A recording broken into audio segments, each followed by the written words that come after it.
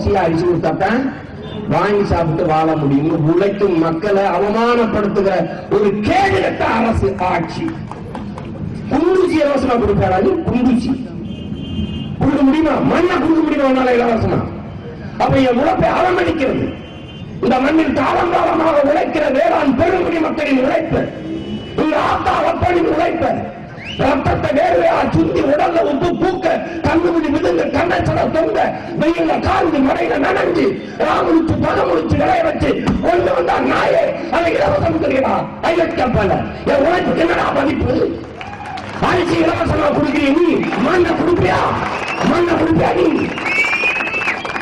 அப்போ இந்த நாட்டில் உழைக்கிற வேளாண் பெருங்குடி மக்களை அவமானப்படுத்துற செயல் இல்லையா? எங்கடா என் உழைப்புக்கு மதிப்பெண்களா? வா இலவசம் தான். கருணாநிதி நீ 2 ஏக்கர் உழு, வா அம்மையார் ஜெயலலிதா நீ 1/2 ஏக்கர்ல களையிடு, வா புடி புடுங்கு அப்படின்னா